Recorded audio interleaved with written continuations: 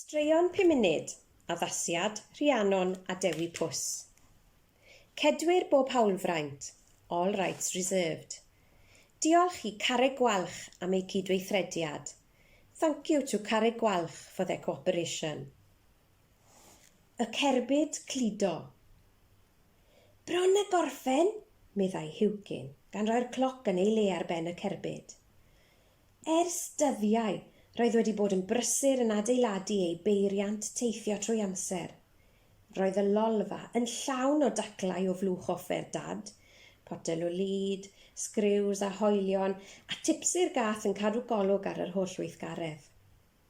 Dyna ni, dwi'n barod i fynd ar fy antur gynta, cyhoeddodd Hywgyn.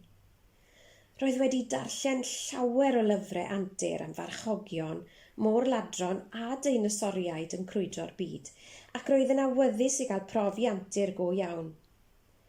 Camodd i mewn i'r cerbyd ac arhosodd yn eiddgar i weld beth fyddai'n digwydd.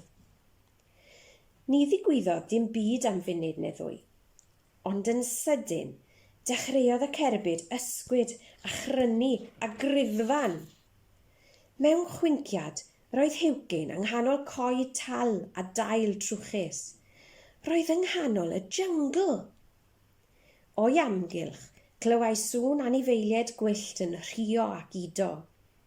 Gyfeilodd yn dyn yn y cleddyf ar darian bren a gafodd yn anreg gan taid ar ei benblwydd.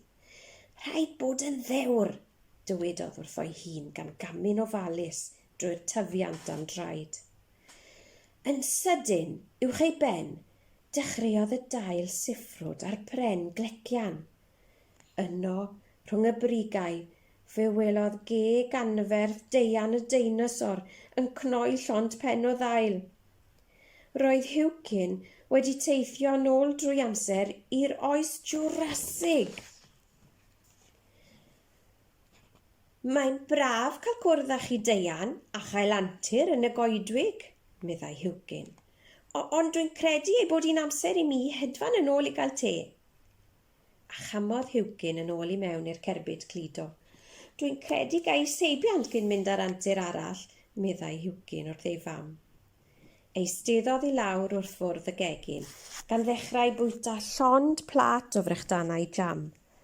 Roedd cael antur yn gallu bod yn waith blinedig a llwglyd, ac ambell dro yn gallu codi ofn a dychryn.